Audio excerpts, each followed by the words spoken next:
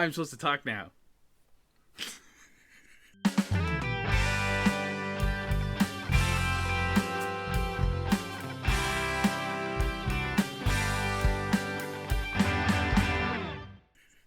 Welcome to Disney A, the Canadian-themed Disney travel podcast. We're your hosts. I'm Brandon. And I'm Krysta. Thank you for pointing. You're supposed to talk now. Oh, I didn't know you hit record, so here we go. Here we go. My brain's a little scrambled from the trauma you put me through today. Muffin. So, yeah. Mm-hmm. It is time for a blind date with Disney, and Brandon got to watch a movie. Grumble. Before we get to that, Brandon, what are you drinking? I am drinking, I don't know, you made it for me. Yeah. It's like pinky looking. Elderflower gin. Elderflower gin and something. Mm-hmm. Peach bubbly. Well, it's quite refreshing. Thank you. You're welcome. And I'm going to pass you your drink. I have tea. Careful, it's hot. Yes. It's tea. I don't even know what kind it is because it was out of my Halloween tea advent calendar from David's spooky Tea. tea. Yeah, it's mystery. I think this is pumpkin chai. I came down here and I thought it smelled like ginger cookies or something, and so that sounds about right. Yeah, it's tasty. But yes, I was chilly, so I'm having tea. Also with some pumpkin liqueur in it. Nice. I was gonna ask if you added anything to it. Yeah, it's Come pumpkin. on, it's festive. It's Friday. Yeah, it's Friday. Although when you're listening to this, it's sad Monday. But whatever. Brandon, what nerd thing do you have this week? Oh well, you've heard me talk about it before, but there was a brand new season in Diablo 4 this week. Mm-hmm. It's much better than season 1 was. Oh, nice. Yeah, it's more fun to play. Nice. I really liked the story of Diablo 4 the first time you play through it, but then when you play it again, it got kind of lame. Mm-hmm. And it like resets every season. Oh, okay. And the first one was like pretty bad. It was pretty bad. Oh, okay. I didn't know that. But yeah, this one's more fun. Oh, good. I'm playing a rogue named Stabbington. That's a great name. Oh my god, that's such a good name. Stabbington. He stabs people. That makes sense. And it's demons. Not just a clever name. Yeah. Mm-hmm. My nerd thing is we played D&D today. We did, yes. Mm-hmm. I jumped on the back of a giant frost wolf. It's true, you did. I shook my head and rolled my eyes and Eldritch blasted some people. That's your go-to move as a pompous drow. Mm-hmm. Cross my arms, roll my eyes, and then Eldritch blast people. Mm-hmm. Yeah, that's kind of what I did. Mm-hmm. It's fun. Just feeling like I don't know. I feel like sarcastic and just fed up with everyone, and I don't know. I like it. I like it because it's like so uncharacteristic of me. Yeah, mm-hmm. It's an interesting campaign because there's so many player characters that it gets off the rails very easily. Yeah, which it did today. It's fun. Yeah, it's fun. So that's my nerd thing. And Brandon, we literally just watched the new Loki. Yeah, I needed a palate cleanser after my trauma. Oh, Muffin. I can't wait to hear about it. Okay, what did you think, though? Spoiler-free gut reaction, Loki Season 2, Episode 3. Well, the plus side is it didn't feel like we missed an episode this time, which was... I was not alone in that thought after Episode 2. It was pretty good. Mm-hmm. Not spoiler, but I want ragtime Marvel Studios music. No kidding. In my life more often. Yeah, it's true. The music just was like chef's kiss, as the kid would say. Well, even if you're not watching Loki, just turn on Episode 3 if you got Disney Plus and watch the Marvel Studios logo. It's got some old timey music. It's pretty cool. It was amazing. We've basically seen all of the trailer footage now. Yep. Yeah, well, they usually the first 3 episodes, usually right? the first 3 episodes, but I think there's only 6 episodes in total, something like that. I think so. Like halfway through, I don't know. I don't know. Yeah, I don't know, but I like this one better. Yes, I did. This one was a lot of fun. I liked it. moved the plot along a lot more, and some characters. Yeah, we'll see. Hopefully it sticks some sort of landing. Yeah, we'll see. And Brandon, do you have a Better Know a Listener for today? I do. Okay. I got an interesting one for you. Oh, they're all interesting. Well, yes, of course. They're all interesting because they're our listeners. Exactly. And they're interesting. Listening. Okay. But this one's maybe more out of the ordinary. Oh, okay. And I'm going to butcher its pronunciation, but you've been taking Spanish lessons on Duolingo. Yeah, that doesn't mean I don't know. Towns are done appropriately. It's Ambato, Ecuador. Ambato, Ecuador. San Juan de Ambato is the full name of it, but yeah. That is interesting. Yeah, it's in the Andes. Okay. Basically, a little mountain town down in Ecuador.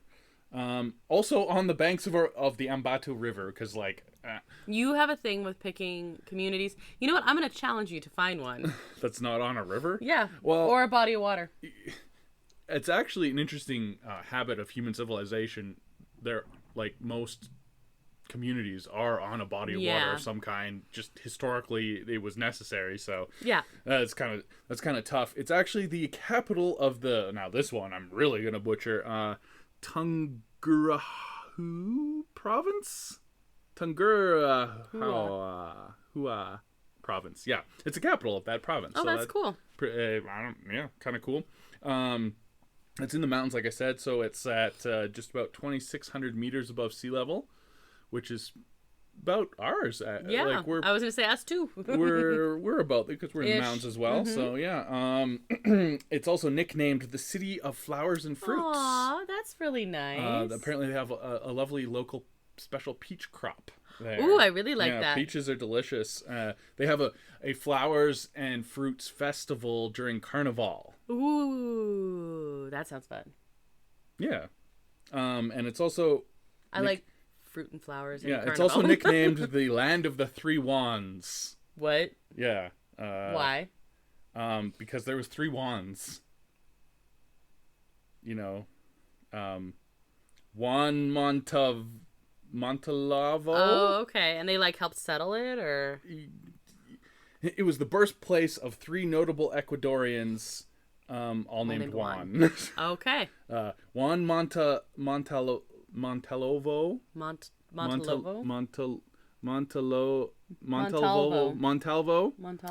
Juan Leon Mera, and Juan Benigno Vela. Benino.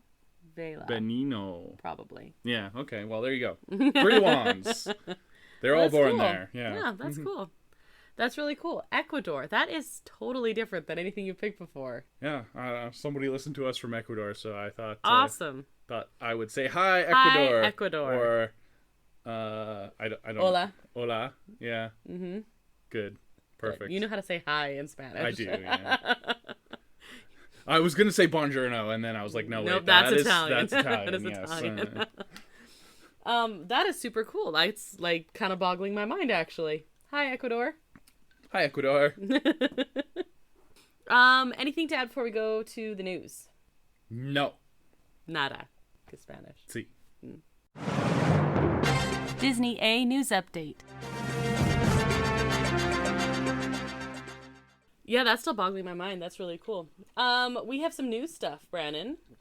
A couple things, yeah. Yeah. Probs. So, first of all the scaffolding has been removed from the Adventureland treehouse in Disneyland. Oh, that only took 3 years. Yeah. Yeah.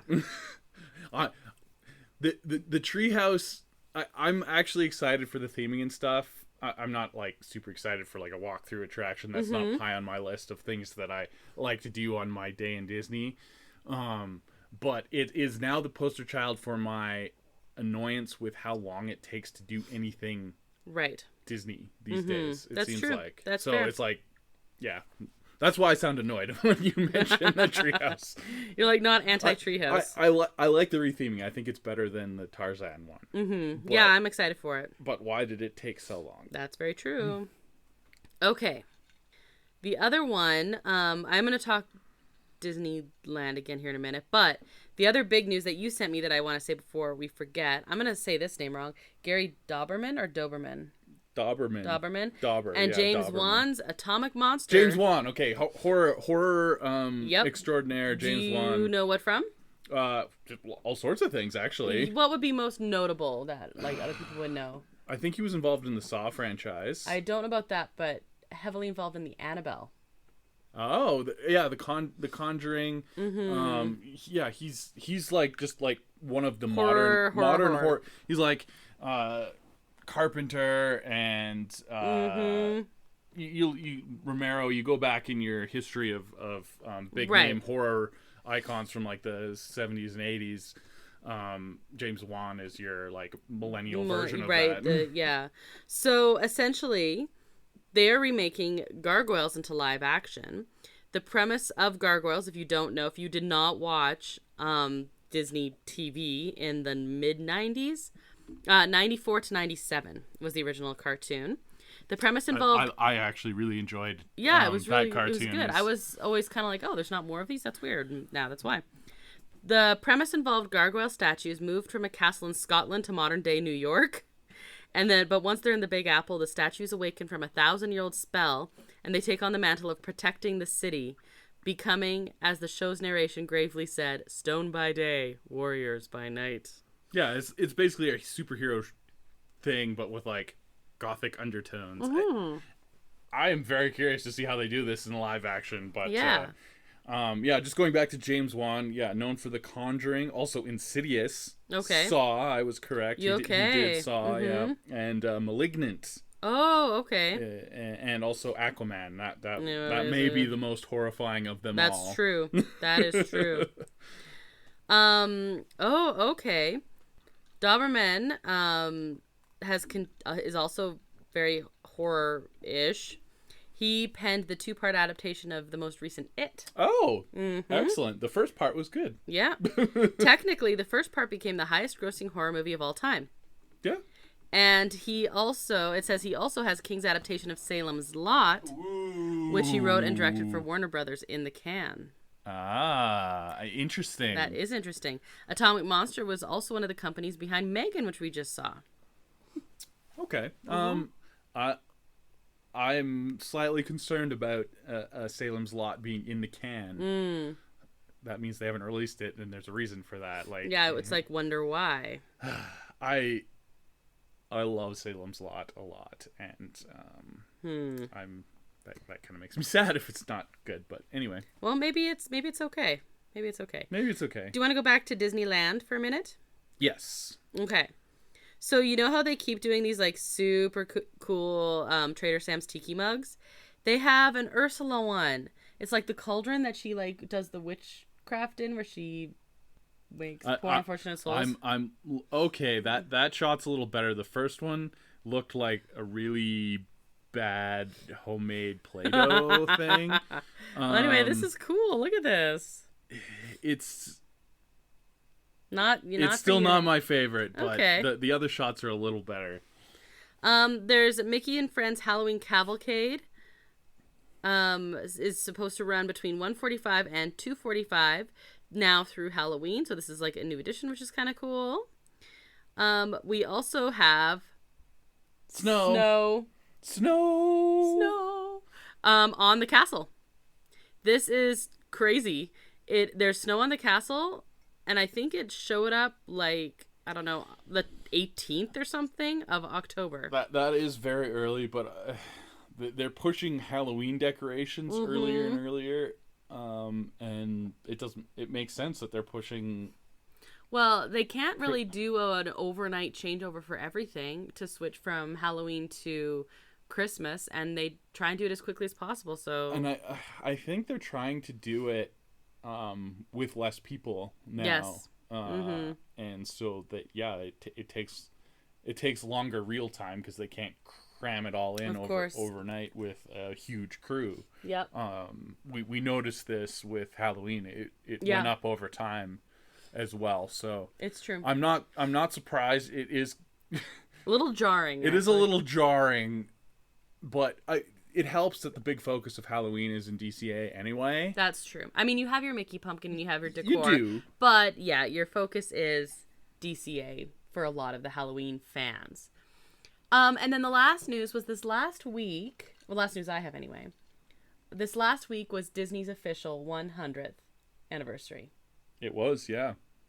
There was, well, lots of stuff on social media, but my favorite thing was Once Upon a Studio. Yeah, they released it on Disney Plus. The day of, which is basically how I learned that it was actually the day, like the official 100th. Well, and I felt so silly for not knowing, cause like I knew way back, like I remember being like, oh, it's October, whatever, and then I knew it was in October, but it didn't register what day it was, and I was actually talking to my sister. We were a little distracted with our sadness as well. That's true.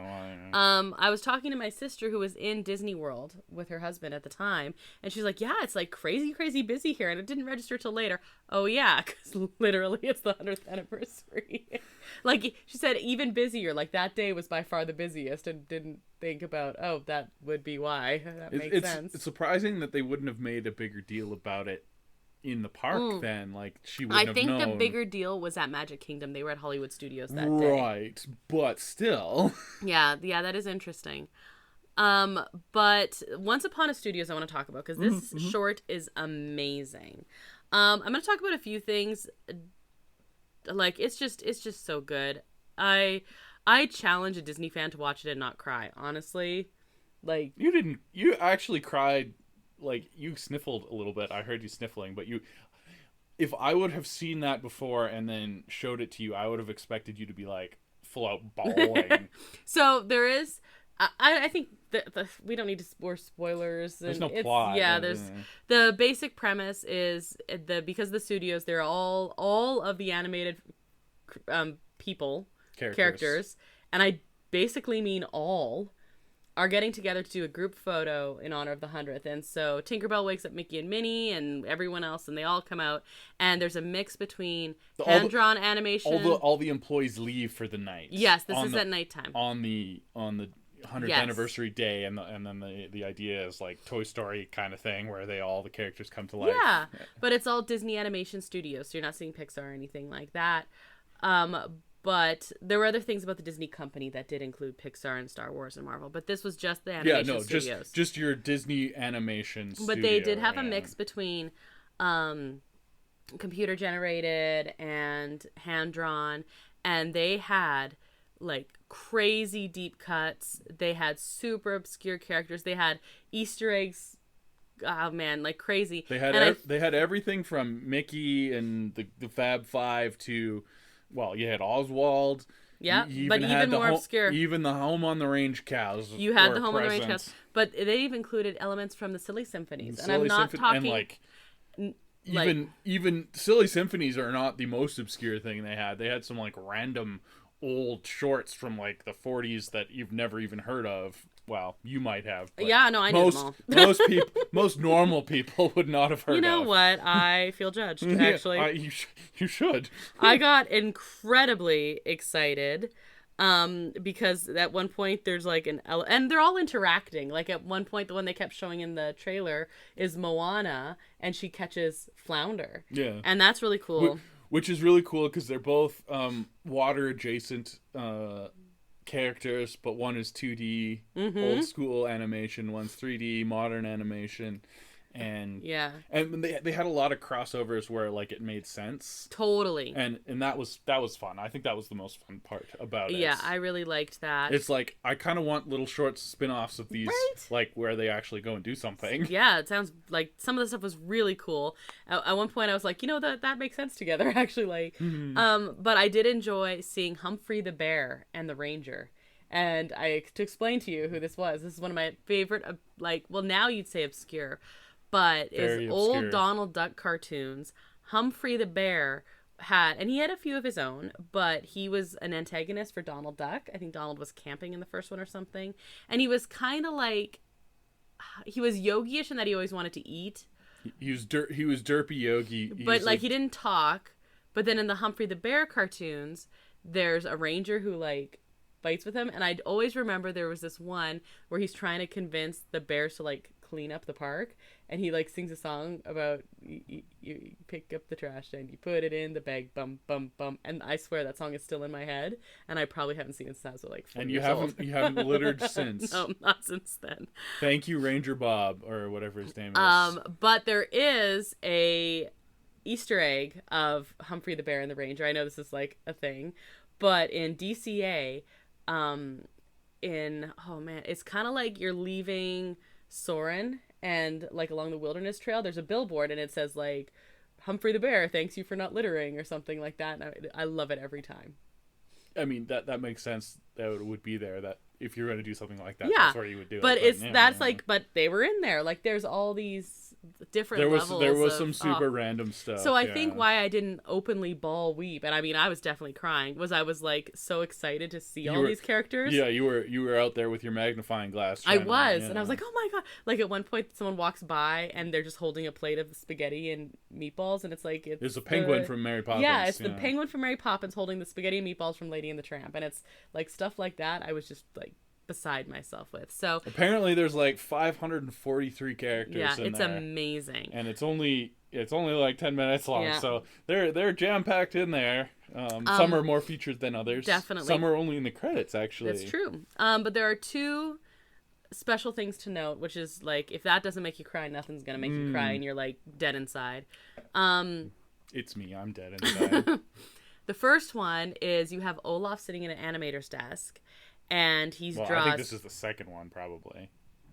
The first one would be the big cameo of. Oh, okay. Well, there's three things then. Oh, okay. Okay, do the cameo first. Well, I don't remember his name. I thought that's what you were saying. The longtime Disney employee, worked for Disney for 70 years, apparently. Bernie Mattinson. Bernie Mattinson. Died earlier this year. So he worked on tons of stuff, including Mickey's Christmas Carol, and he worked at Disney for 70 years. That's a long time. Yep. And the whole thing starts with he and an intern, like past and present, obviously, leaving the studio. And they kind of like, and actually the creators hold the door open for them as they go. The writer-directors are holding the door. It's their own cameo, but no one knows who they are, so it doesn't matter. So there's one. And then another one is Olaf is drawing at an animator's desk, and it's the genie, and the genie comes out, and it's like the perfect swirls from the movie Aladdin. They redid the animation style of like the special effects when you like first appears out of the lamp. 10,000 years. Which is like, there's animation crazy. And there's like special animation and like that's was like special effects stuff. Yeah, cool. So they brought back 40 voice actors, but what's really special about the genie one is they actually have Robin Williams' voice doing this never before heard. They were able to like piece together, because that's the thing with Robin Williams. He just went out, like he just talked. Yeah, they have hours of his recordings, and they found most of it's not appropriate. Let's just say small. Well, yeah, there's that too. But they found a small unused piece. It wasn't AI, which is always the worry these days. Yeah, but it's legitimately Robin Williams being the genie again, like in a never before heard thing. So man, and even when I heard it, I was like, that sounds exactly like Robin Williams. Wow, they found a great but no, it is literally him. And then the last one is near the end, they're all like crowding out, and Mickey steps in front of a big picture of Walt. It's Walt's portrait on the wall. Yeah, his of the famous studio. portrait. Yeah. And he kind of like takes off his hat and thanks him and stuff. And in the background, and I even said, you can hear "Feed the Birds," which is famously Walt's favorite song. And the story is that on Fridays, before he took off for the weekend, he would get the Sherman Brothers to come up to his office, and he had like a little piano in there where they'd come in and like do whatever to like listen to this song. And he'd ask them to play Feed the Birds, so he'd like end the week on that. And actually it's the recording of going and playing on the same piano in Walt's apartment that plays during that little moment in Once Upon a Studio. And I was like emotional before, when I was just like, oh, it's Feed the Birds. And then I read that after, and I was like, why? But yeah, it's really cool. It's very good, and I highly recommend it. I'm gonna watch it again. Yeah, it's short. That makes sense. it's obviously no plot. The whole thing is it's just every Disney character ever basically getting together to do a group photo, and yeah, but it's lovely. Goofy's very goofy-ish, and you didn't like it? No, I liked it, but I don't know. It's what I described it as. It's like inside baseball nerdy animation stuff. Yeah, like you and like if you're a Disney fan, you go like, oh, that's cute, like all the characters, but don't go in there expecting any sort of that's fair story or plot. The animation itself, though, is crazy. Like you said, you have like a computer generated 3D character holding a hand drawn character, or you have the other one that we heard an interview about was Goofy. He's handling like the camera, and the camera is 3-dimensional, but Goofy is done in his original like 2D form. Well, and you have different animators doing different pieces. Like an animator will be responsible for one character, but you have like 5 characters on the screen, but they're all interacting with each other. That's really cool. That would be tough as a director to piece that together, but they somehow managed. It was enjoyable for sure. Yeah, so I say to go watch that, and then the last thing is for spooky season. This is just an aside. While you're on Disney Plus, if you want some ambiance, they've added some more like background things. They added 2 Haunted Mansion ones. Yeah, like normally you flip on YouTube and they have like the 10-hour ambiance type of things. Well, Disney Plus has had a few like this. They have some Star Wars ones. Yep. They have some Frozen ones. You have like Olaf running past the fireplace. That's where it all started. I like Olaf running past the fireplace. Like cable channels would have like the fireplace channel for the holidays, and now it's kind of grown from that. Yeah, there's a Dory's Reef Cam, and it's the underwater one, and so there's a lot, but they've added the Haunted Mansion ones. 2 of them, one on the outside and then one in the ballroom. So my favorite ambiance video that you can watch on YouTube right now is Nick Offerman drinking whiskey for an hour by the fireplace. You're kidding me. Yeah, he just sits there silently drinking whiskey. That's amazing. And making like strong eye contact. That's not relaxing at all. Oh, okay. Any other news? That's horrific. That's perfect on Halloween. No, it's not. It's strong eye contact while someone drinks whiskey is horrific. No, he's like in like a paternal way, like he's strong and strong silent type, drinking his whiskey with his mustache. Yeah. Okay. Probably just got done some woodworking. Woodworking and is now going to go listen to a song on the piano. No. Oh. Okay, let's go to the main topic. Disney Plus and chill. I am so excited, Brandon, to hear about what you watched for Blind Date with Disney. And before you complain at all, I want to bring up again Magic Gourd. Yeah, this probably wasn't as bad as the Magic Gourd, although I've never seen it, so I don't know. But it also wasn't very good. I also definitely super duper fell asleep for like 20 minutes during it. Yeah, and then you have to go back and watch it. I did rewind it. Somehow, like, I was able to recognize the exact moment that my brain just like shut down and pick it up from that spot. But yeah. You wouldn't want to miss any plot points. It is very serious plot. I know nothing about this, so I am so excited. Well, I am going to describe it to you in excruciating detail. Oh. So you will know it like the back of your hand. Oh, how'd that get there? Yeah. Okay. Uh-huh. So, what you made me watch, a lovely Disney Channel original movie from the year 2000. Height of Disney movies. This is pre 9/11 movie. Is that important? No, it's not. It's just that's how old it is. Oh, okay. Yeah, well. Whew. Yeah, it's called The Phantom of the Multiplex. Da-da-da! Which didn't even register until I was downstairs and I kept hearing loud organ music. It is full. They have a full soundtrack of Andrew Lloyd Webber, full on organ music, just randomly through it, because the whole, well, I wouldn't say the whole plot, but it is loosely based on Phantom of the Opera, sort of, kind of. Okay. And there's anyway, whatever. So it all starts off, and you got some old timey stuff showing people going to the movies, old black and white. Okay. And there's a narrator talking about how this town had a movie theater that they had to demolish, and now there is a big.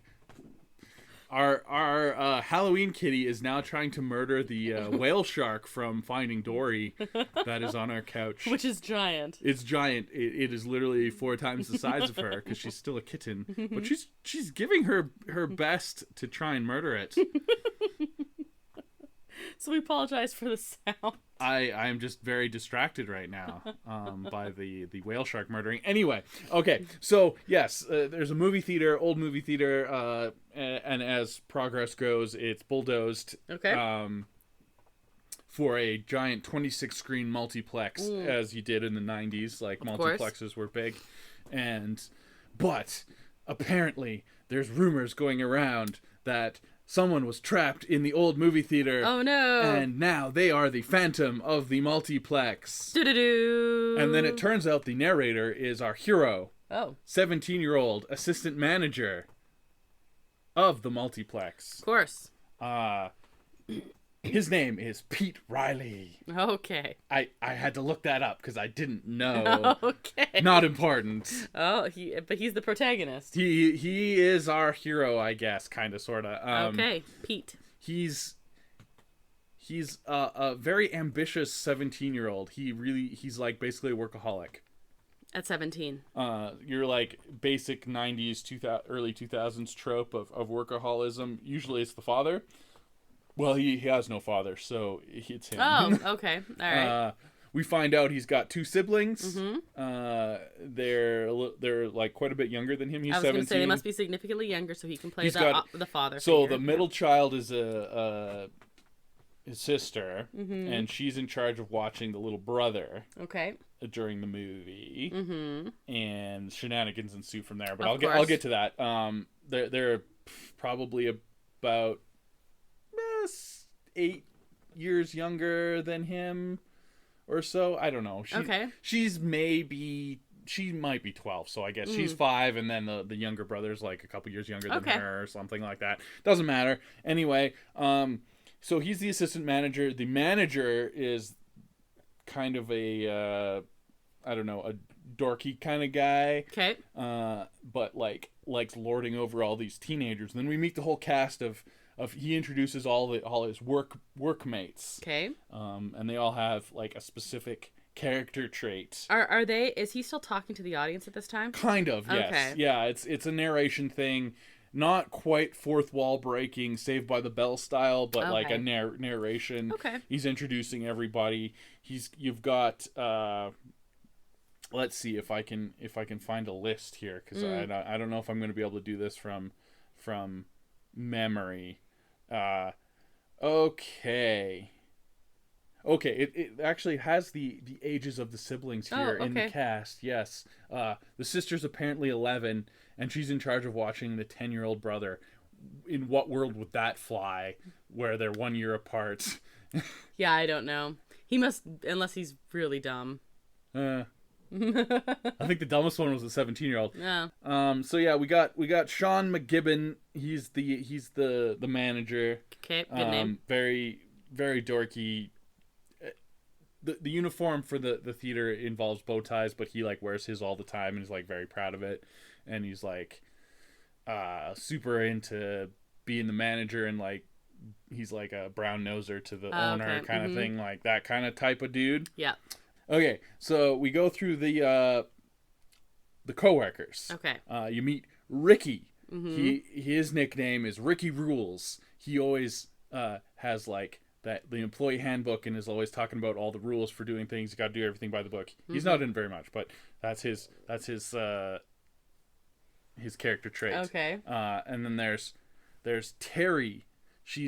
Her nickname is Scary Terry, and she always has a horror story about anything that's happening.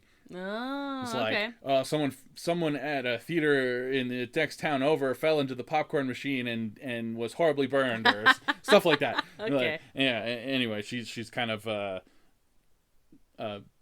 morbid type of person, and yeah. Gary Terry sounds like she has some stories at least. Yeah, well, anyway. And then you have Hillary. She's known as like the grandmother of everyone there. She has a very motherly vibe about her and calls everyone sweetie and honey. And the grand but old she's age of like 20. She's a teenager. Oh, She's the same age as everyone, but just Okay. like treats everyone. She's still the mom of the crew, I guess. She'd be like me. Yeah, kind of. Yeah. And then you have Mark. They call him Question Mark because you tell him to do anything and he'll ask you a bunch of questions about it. He just wants to clarify things. I don't know. I see what's the problem. Better than doing it wrong. And then you have Lacey. She's known as Racy Lacey, which sounds more fun than it is. No, she just like tries to do everything as fast as she can. Not the best name choice for her. No, kind of. Also, definitely, if a bunch of teenagers were coming up with names and they named her Racy Lacey, not why should they do that? No, exactly. And then you have Merle. He's just known as Merle. Okay, is there a character trait for Merle? He is the nerd that makes all the projections, like the projectors run. He's the only one that can like handle all the fancy equipment and stuff. He's the only useful one. Basically. Okay. And then you have basically your like traditional high school tropes. You got the girl that the protagonist has a crush on is coming to see some movies, and you got the bullies coming to see some movies to hit on the girl that he has a crush on, of course, etc., etc. And then we have Mickey Rooney playing.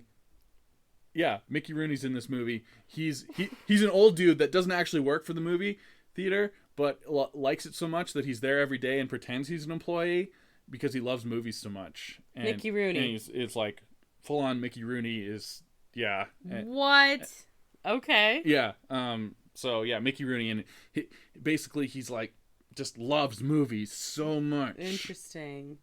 Is he the ghost? So most of the plot is like these weird things start to happen. So okay, back up. Okay, all right. So we meet everybody. They're running the movie theater, and he's the protagonist, the Riley guy.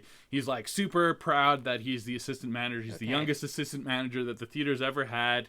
He likes to work really hard and he likes to put in a lot of hours, and very proud of his part-time theater job. Okay, as one is. Yeah, I don't know. It's kind of embarrassing. Which he learns to reprioritize his life at the end of the movie. But anyway, because it's great that we're all better people. Yes, I think we learned something today. No, we didn't, guys. No, we didn't.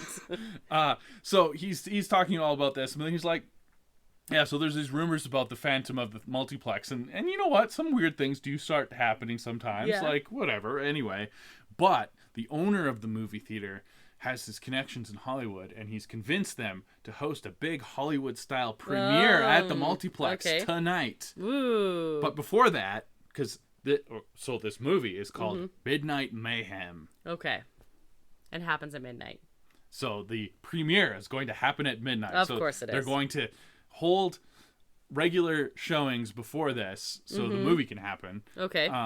And that's when the siblings come to watch a movie. Okay. Because mom needs to go on a date with her boyfriend George. Oh, okay. Because they don't have their father anymore. Oh. I think he died. I don't know. Did he die? It didn't. Oh, is this Hallmark movie rules where there's like a missing spouse and they don't really clarify if they left or died? They're like, well, they say, well, your father really liked movies, and that's probably why you like watching movies so much, or working at the movie theater so much. So I think he died.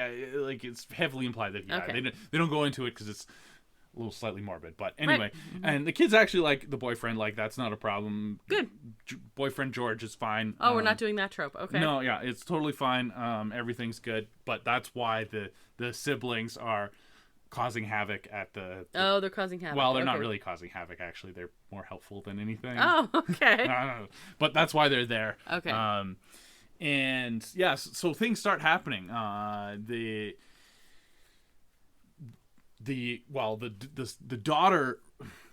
sister really wants to go see a scary movie with her friends, and so she drops off the younger boy, who's only a year younger, at a different movie and tells him to stay there, and leaves her coat there so that if the older brother comes to check on them, the younger brother can tell him that she's just in the bathroom. Okay. And then so she goes to the horror film.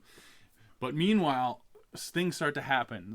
There's a movie called A Glimpse of Jillian or something like that, and the focus is super off, and it like flickers in and out, and so you can only catch a glimpse of the main character. Is the idea? Okay. It was weird. And then there's one called like In the Dark or something like that, and the lights keep going on and off or putting them stuff in the dark. like that. And then there's a Twister knockoff. Was there a flying cow? There was a really badly animated flying cow, but they steal the world's strongest prop fan from the lobby, and it causes a tornado in the movie theater, and Riley has to go turn it off. Struggles again. Anyway, it's this whole thing. Anyway, so all these problems are happening, but they're all themed to the movies that are in there. Mm-hmm. And so they're like, oh, it's the Phantom, but who is the Phantom? And so it's like kind of a whodunit. Okay. And for a while they're thinking it's probably Mickey Rooney's character, because he's been around. He used to own the old Multiplex. Oh, okay. And the manager, Sean, kind of ticked him off today because they were short-staffed, and so Sean asked him to help take tickets, and then he wasn't taking tickets from anyone who was coming to bad movies, because he's like, don't waste your time on watching bad movies, which is really good life advice. Thank you, Mickey Rooney. Yeah. Although see no problem here. Sometimes a good bad movie is also fun. But yes, and sometimes you have to watch the bad movie because your wife puts it on your list for a blind date with Disney. It's true. Mickey Rooney was not here to save me tonight, although Mickey Rooney was in this movie, so maybe it's his fault in the end. Maybe. Is it? I'm blaming it on Mickey Rooney. Okay. That is the title of the episode. All right, okay. Blaming it on Mickey Rooney. Got it. So he gets kicked out of the movie theater, and so it's like heavily implied that it's probably Mickey Rooney's character that I don't even know what his name is. It is Mickey Rooney. It doesn't matter. That he's probably the Phantom, and he's doing all this stuff. Isn't Merle? No, Merle's the projectionist. Oh yeah, that's right. So the two younger siblings can't focus on their movies because they know all this stuff is happening. Crazy chaos. And the younger brother specifically runs off to help the older brother. And because the sister's trying to watch her horror film with her friends, and it's like kind of a run around hijinks type of thing. And so the younger brother tries to help the older brother figure out things, and he keeps saying, oh, it's the Phantom and whatever. And the older brother's like, no, it's just, we got to fix these things. He's trying to be practical and whatever. But then they reunite with the sister, and the older brother's like, okay, you got to watch your younger brother this time. You got to stay with him. And they go off to investigate the Phantom, and they find the basement, and there's like a hidden area in the basement with all these old movie props. And then suddenly behind them is Mickey Rooney. And they're like all scared, and then they're like, movie he's like, they call him movie something, his character, movie Mickey Rooney, anyway. Movie Mickey doesn't Rooney. Matter. And they're like, are you the Phantom of the Multiplex? And he's like, there's no greater sin than like ruining a movie. I would never ever do anything like this. He just really loves movies. He's got like his own special little hideaway with all these movie props, and he just loves movies. So he wouldn't ruin a movie. That makes sense. Yeah, so it's not him. So then they decide, well, the only one that knows how all these projection equipment work is Merle. It must be Merle.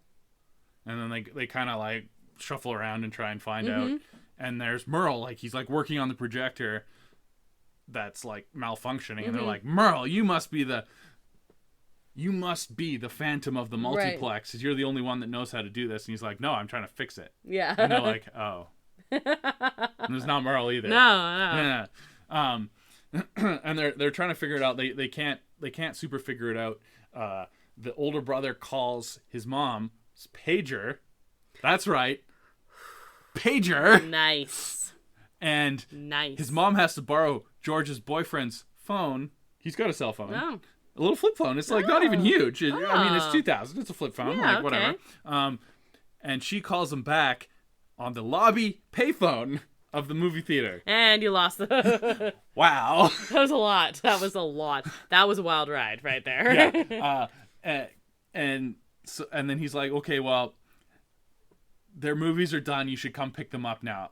Because we're so short-staffed, I was going to drive them home on my break, but I don't get a break now, etc., etc. Scary Terry's like, you know what happened at the theater down the road when they didn't get their lunch break? They all died or something like that. Sounds about right. Yeah. Anyway, so that's fine. But then they hang up and they're going to come pick them up. And then George's car won't start. Oh. So it was the Phantom.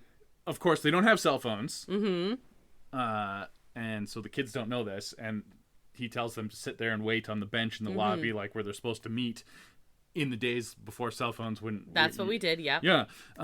And so no one knows that they're not going to be able to be coming because George's car isn't working right now.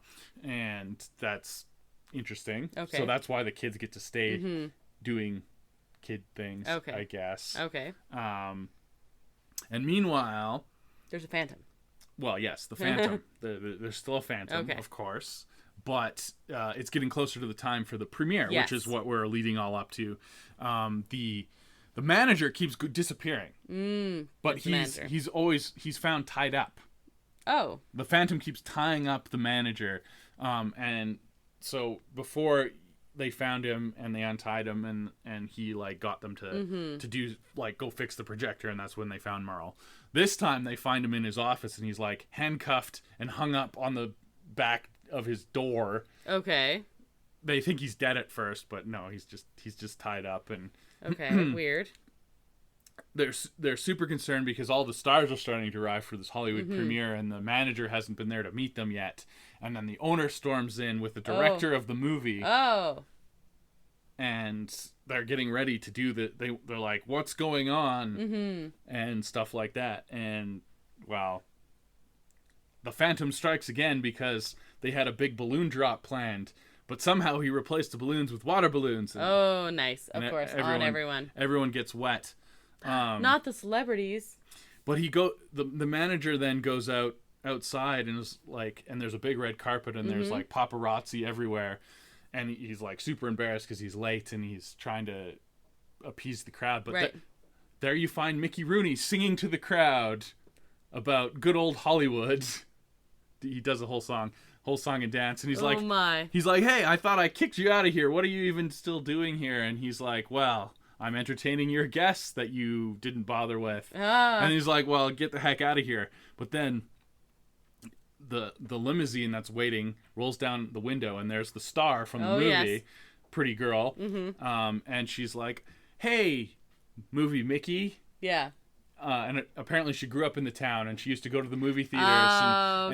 And he told her to go off and be a star, go join the movies, and he's going to be her date for the evening. Oh, la-di-da. So he gets to go to the... Mickey Rooney is pretty... Mickey Rooney, he's just... Yep.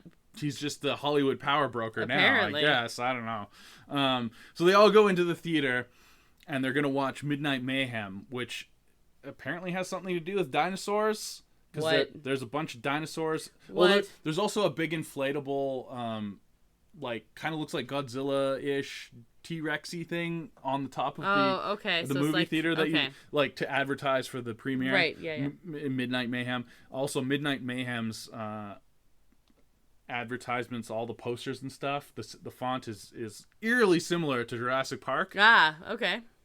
That's, like, I don't know. It's something to do with dinosaurs. Also, maybe...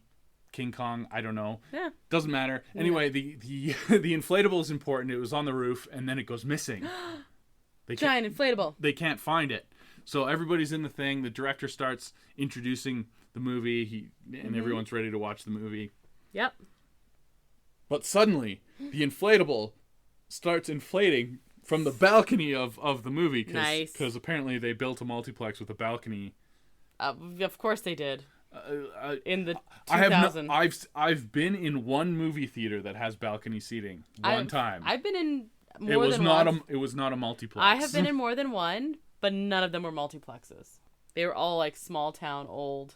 I think I watched Spider-Man 2 in a theater with a balcony. Were you in the balcony? No, I wasn't. I never actually watched a movie in the balcony because like the view wasn't very good. Or the sound and everything. That was just like overflow seating. Yeah. Anyway, yes, there was an old balcony in Cranbrook, actually. Oh, there was an old balcony. There was a theater in my town when I was very young. And it had a balcony? And it had a balcony, but the balcony was always off limits. Like, it was roped off and stuff like that. Was it condemned? Probably, honestly. Because that was actually pretty common, too. Like, old theaters that had balconies, they were often condemned. Because, like, the structural integrity was not there. Anyway, the structural integrity of this was fine because they had a giant... Because it's a multiplex. Inflatable. Okay. Come down, and everyone for some reason is terrified of this inflatable, even though it's just an inflatable. It's not a real dinosaur. It's just an inflatable. Take scissors and. Well, we're getting there. Oh. Stop ruining things. Sorry. Meanwhile, the siblings are off on this magical thing called the internet to look for spoiler sites. What? Because on the internet you can find spoilers to every movie. Can you? So they can know what the climax to the movie, because all the problems that the Phantom has done has been during the climax with the movie. It's all tied into the movie, so they're trying to find out what they're going to do. Yes, that doesn't really go anywhere because at the same time the inflatable's coming, and that's what the Phantom does. Anyway, it doesn't matter. That I just thought it was funny that they went on the internet on a spoiler site and they made a big deal about it. And like, don't you know, on the internet you can find all the secret Hollywood secrets. Don't you know? Okay. Anyway, yeah, so but yes, this inflatable comes and it's like very scary. The mouth like lands on the director and everybody's screaming, but it's still just an inflatable. Scary.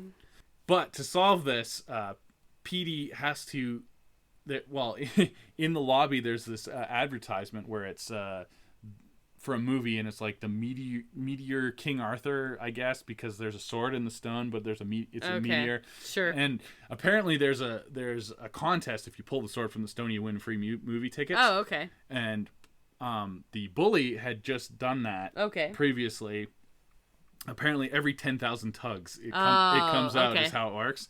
And Petey's like, oh no, I need this sword to pop the balloon, but it's 10,000 tugs, and he's trying to like yank the sword out of the stone. Yeah. And then Merle's like, yeah, or you could just, and he hits the off switch and it comes out, because Merle's the only one that knows how to work an off switch, I guess. Is the only useful human during any of this. And Mickey Rooney, yeah. And so he gets this sword, which is apparently a real sword, because then he jumps on the inflatable and starts stabbing it, and it deflates.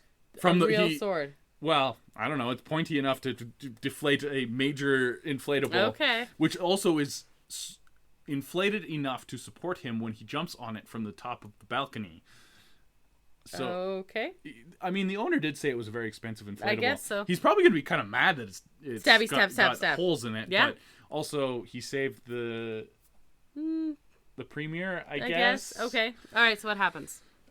So it's deflated, and then the Phantom, he's got a mask. Yeah, da-da-da, yeah, oh yeah, there's organ music. He comes out, and he's got a mask and a cloak on, and he attacks Petey for ruining his plans, which I don't know what his plans were, inflatable. He did that. Yeah. Yeah, I don't know. Anyway, so, and then they fight, but then they go behind the screen of the theater, and so then you see their fight in silhouette, and there's like rope. They're like swinging back and forth on rope. It's like very dramatic, and like I don't know how either of them can do it. And then they come swinging. They were swinging like left and right. Where did the rope come from? I don't know. It's behind the screen, which isn't how movie theaters work. But okay, I'm suspending all of my disbelief all the way. All right. And so they're swinging back left and right and fighting, and then suddenly they come through the screen. Of course they do. It's like that's how physics works. Yep. And tumbling into the crowd, and Petey's got the upper hand, and he like chokes him and then rips off his mask, and it's none other than Sean, the manager. Of course it is. Yeah, I mean, that was pretty obvious. And Sean's like mad at the owner because the owner never knew his name and passed him over for promotion. And he's the manager. What is he getting promoted to? He was going to be the general manager. Oh, okay. He was only the senior manager. I see. So in solid nepotism, he had made his like nephew, of course, the general manager, and the nephew, of course, knows nothing about movies or anything. So Sean is like understandably upset about this. Kind of goes about it in a little strange way, like a little bit unhinged, little bit but bizarre. yeah, I mean, not great either. No. And so that's the Phantom is unmasked, literally, and the premiere is they get to have the premiere, and the young siblings ask the older brother to ask their mom if they can stay and watch. That's how premieres work. People can just randomly watch them. Well, he saved it, so he's got a little bit of pull now, I guess. Yeah, no, like that's how it. Okay. And he gets the girl as well. How? And George proposes to the mom. Cool. He doesn't have a ring though, but you know who does? Mickey Rooney. Of course he does. He's got a movie prop ring, and he's like, yeah, I have this just in case. What? In case this specific thing. Yeah, I don't know. Yeah, everyone's happy except Sean, who gets fired and like probably arrested and stuff. Yeah. Okay. I mean, nothing bad ever happens to the bully though. What? Yeah. I kind of want to. He doesn't get the girl, but he yeah, well, he gets free movie tickets because he pulled the sword out of the stone. That's not bad. No, that's the opposite. Yeah. Okay, I mean, what? So like Mickey Rooney is just like this wonderful, benevolent being who just likes movies. Yeah. Cool. And like the moral of this. Oh well, and then the owner is like, okay, Petey, you saved my fancy Hollywood premiere. And Sean's fired, so you should become senior manager now. And he's like, yes. And then he remembers because he talked to his siblings about how he's been working too much and he should just enjoy being a kid because he's only 17. And he's like, no, wait, I should enjoy being a kid since I'm only 17. Yeah. So. And I need the rest of the night off. And the owner's like, yes, you do. That's right. And everyone lives happily ever after, I guess. So who's the new manager? Not clear. Okay. Did he keep his regular job? Possibly. Not important. Clear. Okay. Feels like it's important. The idea is movies are a wonderful escape, and don't be a workaholic when you're 17. Which makes is sense. I mean, fair. That's good messages. Also, promote someone who's capable, not your nephew. Yeah. Okay. What did you think? I liked the first 5 minutes. Mm-hmm. I liked my nap during it. Like less that you had to rewind and watch more? I liked my nap during it, yeah. All right. Oh, the other thing I forgot to mention, there was a nice little interlude of one of the things somehow that the Phantom did was sabotage the gumball machine in the lobby. Okay.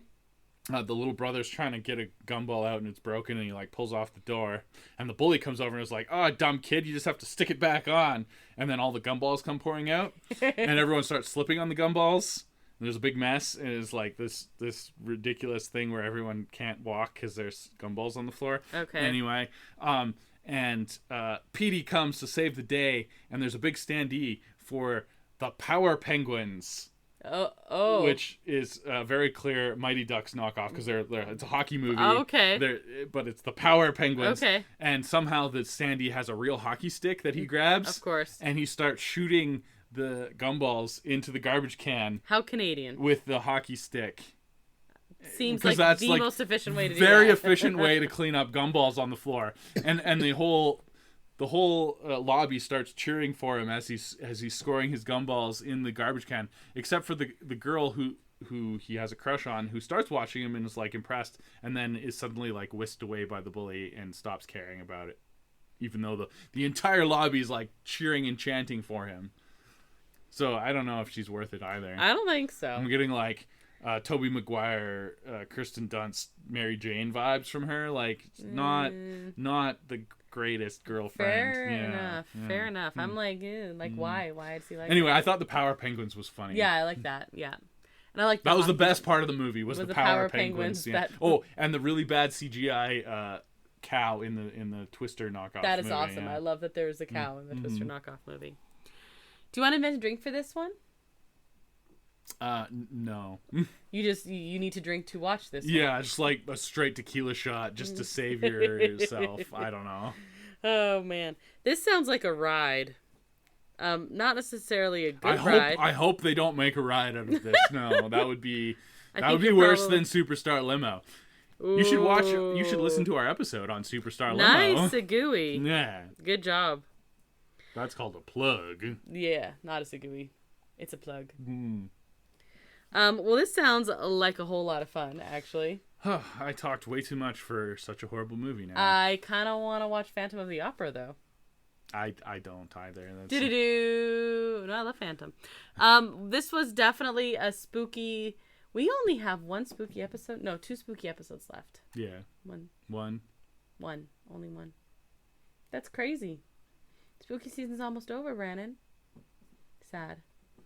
Yeah, we gotta Was go watch. Scary? We gotta go watch another. It was truly one of the movies of all time.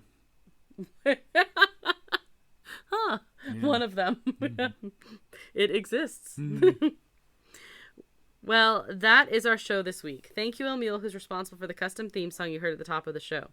You can find a link to his work at our website at disneya.wixsite.com/podcast, where you can also find a link to our social media accounts. If you're more into emailing, you can also message us there. Also, I updated the website. Oh. Yeah. So when you click on episode, there's a spot where it says like new listener, start here. And they were organized previously. Well, I updated them because we have a lot more, like we've done other ones that are now, they're kind of organized into like favorites. So our favorites and then our every most episode popular, is my that's favorite. True. And then, you okay? And then our most popular, which has changed dramatically. But then I also organized the category. So I have all the decades in one section and I have all the, a blind date with Disney ones in one section. Those are truly the best. Yeah. And then I've now started a deep dive section. Deep dives are good, Mm-hmm. Yeah. Especially Superstar Limo, like I said. Yeah, go listen to that one. So you should definitely check it out. And everything is linked. It's a big thing. Yeah. Oh, well, good job. I did nothing. Thank you. I know. I just told you I did it. Yeah, like, I did absolutely nothing. I will take no credit. Okay. Or I will take all the credit. No, that's totally that's how you get that's how you get a disgruntled employee who just tries to destroy the whole company. Yeah. Okay. Yeah. You can find us on Instagram at disneya.podcast, on Facebook at disneya, and Twitter or X on disneya podcast, even though we are not active on there at all. As my students found out when they were searching for us. Oh, yeah? Mm-hmm. They're like, you haven't posted here in a long time. I said, oh, go on there. X, formerly Twitter. Exactly. So that's how you have to say it. You can find Disney A episodes on all of your favorite podcast streaming platforms and on our YouTube channel, Adventures A. Yes, I don't want to talk about X, formerly Twitter. X, formerly Twitter. You have to say it with a voice? Yeah. Oh no. Oh no. If you know someone who might like listening to us, please be sure to recommend Disney A to them. Next episode, like I said, the last one of spooky season, Brandon. Are you sad? Yeah. Yeah, I love spooky season. Because now you're going to make me watch Christmas movies. Yeah, almost certainly. Oh, 100% certainly. We are actually having a very special Halloween episode because we're going to talk about some scary stories. We are? Yeah. Specifically. I just watched one. Specifically, scary stories from the Disney parks. Okay. Like, maybe they're urban legends, but I'm going to tell you some scary stories. Terrifying. I know, right? So I'm Krysta. I'm Brandon. And until the next adventure, TTFN, ta-ta for now. Thanks for listening to Disney A.